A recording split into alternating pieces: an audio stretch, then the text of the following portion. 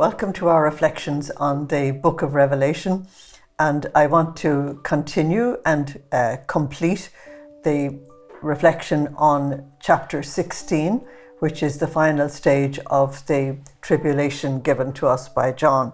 And I want to pick up in verses 14 to 16, just to take one statement there. I've read this for you before, and we're told in chapter 14 that the three foul spirits that looked like frogs were demon spirits, and they were going to go out to the kings of the whole world and call them together for the war of the great day of God Almighty. And then verse 16 said, they called the kings together at a place in Hebrew called Armageddon.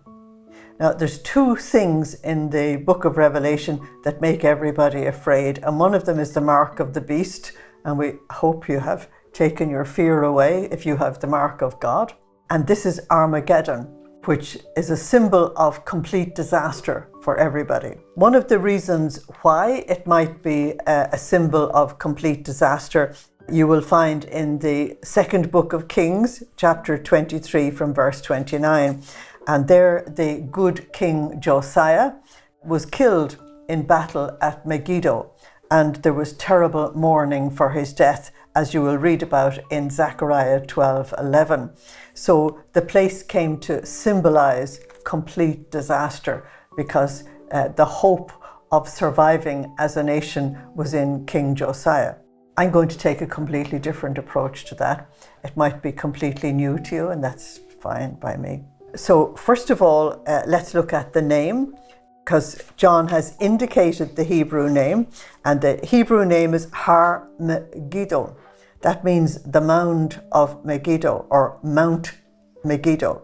Or it could be Ir Megiddo, which is the city of Megiddo, or it could even be what I've just said, the mound of Megiddo. And the reason why I emphasize that, because even in John's day, in the first century, the city of Megiddo had long since disappeared.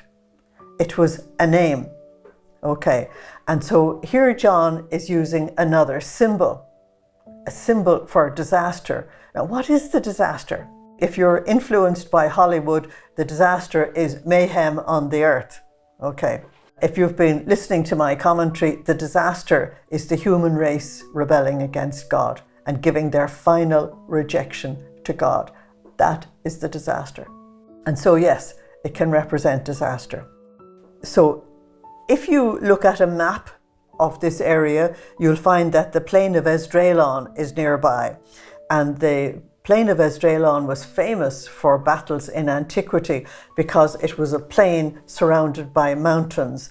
And so if the armies came through the mountains, the one that got the advantage was the one that was in the best position. And so very famous battles were fought there. Even Napoleon said it was a great place for battles. If you're talking about human beings battling against each other on the one-to-one level, yes. But that's not the way warfare is done anymore. So if you're thinking of that kind of a battle, then John is probably thinking of a famous battle that took place in that area in the book of Judges in chapters 4 and 5. And this was the battle against Sisera. And in that battle, Sisera had 900 iron chariots, which was the latest thing in those days, while Israel was almost unarmed. And Israel's position was absolutely hopeless, except that the Lord stepped in and he routed Caesar's army through the actions of a woman called Deborah, who was a leader and a prophetess. And Sisera himself was killed by another woman called Jael, which was considered in those days a terrible shame for a king to be killed in that particular way. So this to me makes an awful lot of sense, and I'm going to explain it why.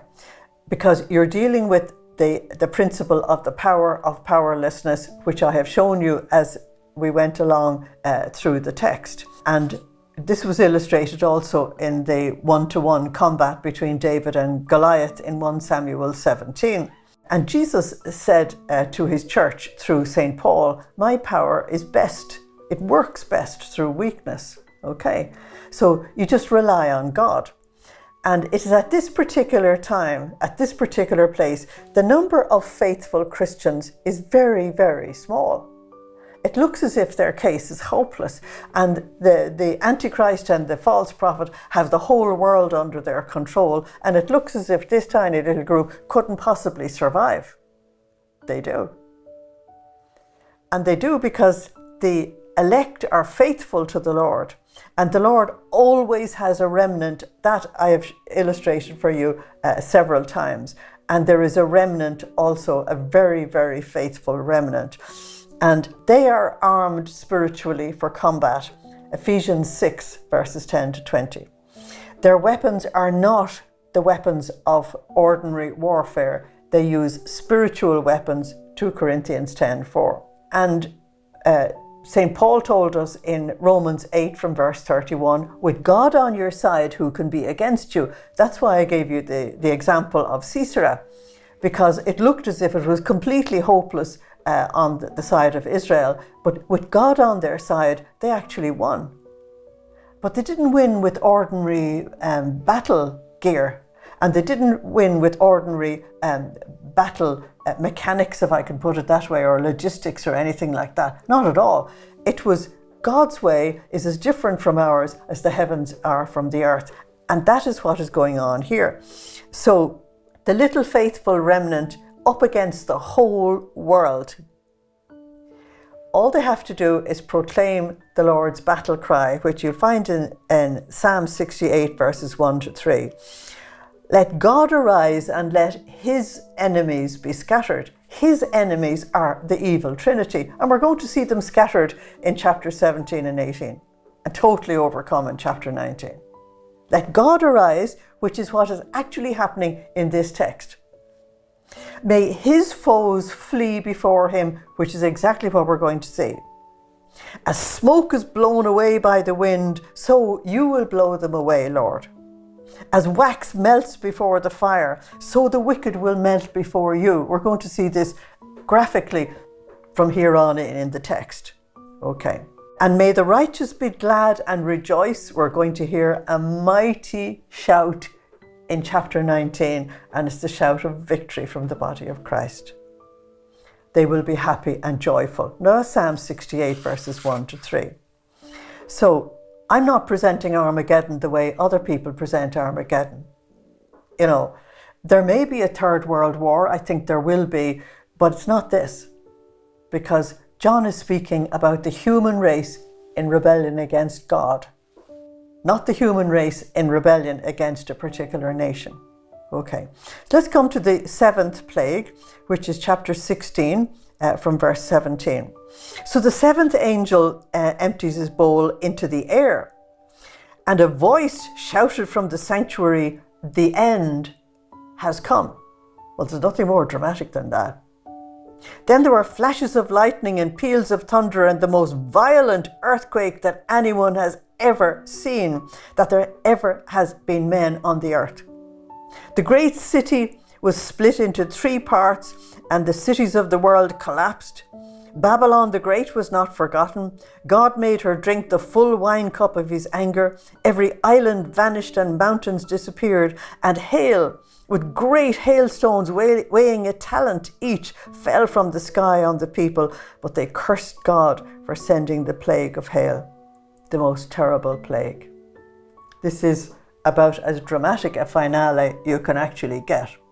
Okay, so here we have the seventh and the last plague. Now, if you have followed the logic of the seals and the trumpets and now the bowls, the seventh one is always the most dramatic. The first 4 are usually one after the other very quick. Then the 5th one is much stronger, the 6th one much stronger, and the 7th one is it. Here you have it. So this time the bowl is flung into the air. That's interesting, because the air was considered to be the abode of demons. This is an attack, a direct attack on Satan's stronghold.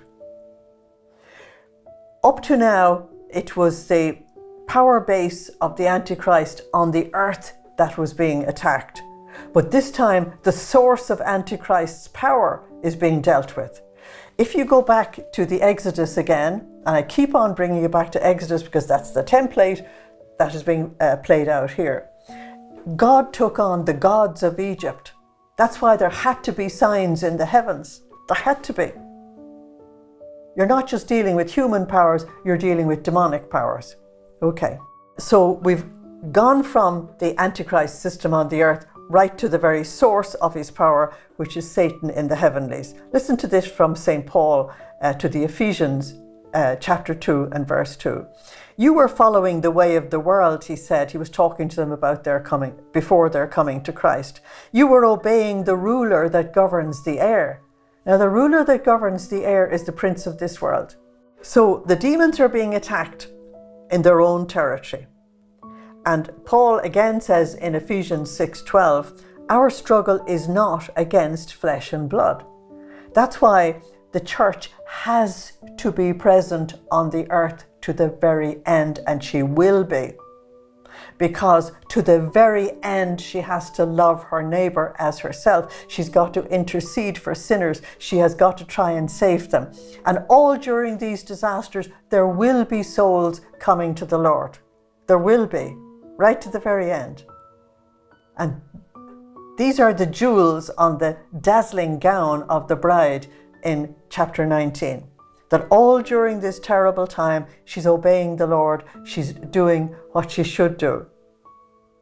Even though correctly, she calls herself an unprofitable servant. Okay, so Paul says our struggle is not against flesh and blood. It's against the rulers, against the authorities, against the powers of this dark world. That's the satanic power behind the political systems that surrender to him. And it is against the spiritual forces of evil in the heavenly realms. Okay. Now, if you go right back to the beginning and the fall of Lucifer, the battle started in heaven, and this was illustrated for us in chapter 12. And Lucifer and his demonic powers came down to the earth to turn the earth into a battleground, an Armageddon, against God. Now you have the battle going right back to where it started, that is, into the heavenly spheres. So, Alpha, Omega. The Lord deals with everything. It started there, it goes back there. Because what needed to be done on the earth is actually done now. It's complete. And the end has come. Now, if you want to start shivering in fear, forget about it. Don't waste your energy. This is only chapter 16. There are 22 chapters in the book. If this is the end, as you think the end is, as in turn out the lights, that's not what John is talking about. So you have to ask the question, what exactly is ending? What exactly is ending? And if we ask the question, you have the answer if you have followed the argument up to this particular point. It is the end of the Antichrist's reign. It is the end of Satan's reign upon the earth. But it is the beginning of the new heavens and the new earth. It's the beginning of a new era of literally divine holiness that will be upon the earth. There will be a new era in which our Father will be fulfilled. Thy kingdom come on earth as it is in heaven. That's what it's the beginning of. It's the Alpha and the Omega, the two going together. So it's the end of evil and the beginning of glory. Not only glory in heaven for the ones who have died, but glory on the earth for those who will live in the New Jerusalem as well. So then we're told in verse 18 that there were flashes of lightning and peals of thunder. That's the sign of God manifesting his ineffable presence. They're the signs you saw on Sinai as well. And you're told that there was the most violent earthquake the world has ever known. We're going to have to look at that one. You're probably meant to understand that as a physical earthquake, but also as a metaphorical earthquake, because John is using symbols the whole way through. So, if you look at the fact that the Antichrist's power was a global power, and that the religion that he actually set up, this natural religion, this godless religion. That's also global. Then it means there is going to be the most terrible political and religious earthquake on the earth. And it will follow the death of the church. Total chaos, complete earthquake. Because the church is a worldwide system, that this is a worldwide crisis. The world can handle things if there's a crisis there, but not there. What do you do when the whole world is in crisis? This is an earthquake like nobody has ever seen before. It's worldwide. If you take an example of the death of Jesus, you'll find that there was a political and religious earthquake after his death. There was a physical earthquake first, but it only affected Jerusalem, the place that needed the message. But the political and religious upheaval was massive after his death. And while he was dying, the sun refused to give its light. So darkness was actually imposed upon Israel to beg them to look at the fact that they were in darkness and that they were extinguishing the light of God from them. And of course, that was illustrated in their absolute rejection of the Messiah and choosing the secular power, choosing to live sitting on the beast. Frightening, absolutely frightening. But when you come to the 21st century, the body of Christ is global. The physical incarnation of Christ was in Jerusalem, was in Israel, and so all the signs were confined there. This time, the signs are actually worldwide. And immediately, John begins to describe the death of the city and things falling apart. So what he does is he anticipates chapter 17 and chapter 18, which we will deal with there. Now, when John says the great city, please don't go into literalism. The great city is human society ordering its affairs without God. That's the great city that falls apart. And if it falls apart into 3 bits, that means complete and total. In John's Gospel, this reality is usually called the cosmos or the unbelieving world. In other words, it disintegrates. Before the power of God, it just simply disintegrates. The city dwellers, in other words, the people in the Antichrist system, had pride in their own achievements. Just look at the scientists boasting about everything today. They enjoyed the moral freedom to act as they wished. Just look at society today. They put their trust in man and not in God. Just look at society today. We have all the signs with us. They're all here. So when you're told that the city shattered like that, it is just a complete collapse altogether. And so for Babylon the Great, the whole Antichrist system, it has to face the full judgment of God. And we're going to see that in chapter 17 and 18. Okay. And that's because this sinful, rebellious city dared to lift up its rebellion against an all-holy, all-pure, all-loving, almighty, everlasting, ever-living God. It is totally crazy. Completely crazy.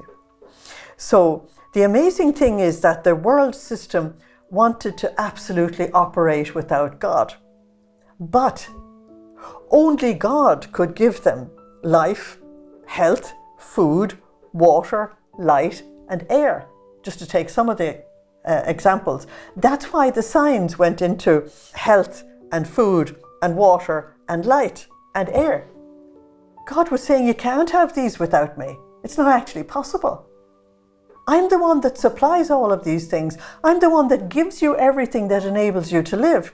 So it is completely preposterous that they would absolutely rebel against God when God is giving them everything they need to live. And so the heinousness of the sin is actually brought out. And something that the unbelievers don't want to acknowledge. I'm going to say it. They use God as a convenience. And so when God touched the water and the air and the light and so on, what did they do? They absolutely cursed him to his face. Did they know he existed? Of course. Did they know who he was? Yes, you cannot reject someone you don't know. You can reject somebody you know. You can't reject someone you don't know. And so their sin is very, very clear, and it makes huge sense when God says, enough. Thank you for listening. Slán agus beannacht dé live. Goodbye. God bless you.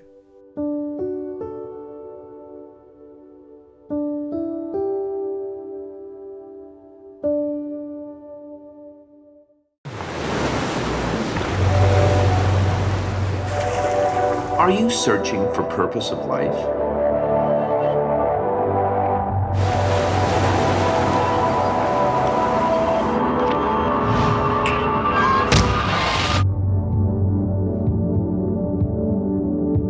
Discover your true identity. Stay tuned to Shalom World.